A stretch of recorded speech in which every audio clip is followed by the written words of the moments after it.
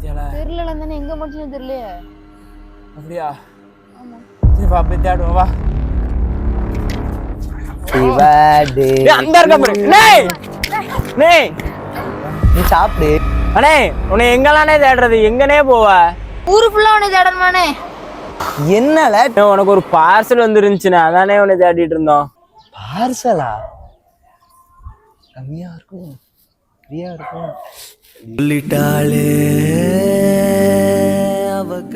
சரி பார்சல் தான். இது என்னவா இருக்கும்? கேக்கல நான் என்ன கனவுகள் கண்டேன் என்னை. ஆமா கைஸ், மேப் ஹோம் பேக்கர்ஸ்ல இருந்து நம்மளுக்கு ஒரு பார்சல் வந்துருச்சு. என்னன்னு பார்த்தாச்சுன்னா ப்ரௌனி, குனஃபா ப்ரௌனி அப்படின்ட்டு நிறைய அனுப்பி விட்டுருக்காங்க.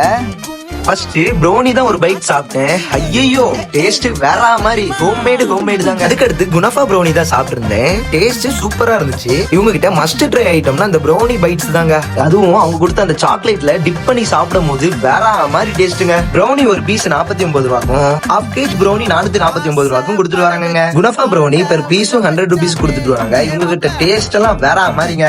ப்ரௌனிஸ் எல்லாம் பாத்தீங்கன்னா அவங்க வீட்ல இருந்தே பண்றாங்க. சோ அதனால டேஸ்ட் எல்லாமே வேற லெவல்ல இருக்கு. உங்களுக்கு இந்த ப்ரௌனி சாப்பிடணும்னு நினைச்சீங்கன்னா அவங்களோட கான்டாக்ட் டீட்டெயில கீழே கொடுத்துருக்கேன். அப்புறம் ஏன் இன்னும் வெயிட் பண்ணிட்டு இருக்கீங்க?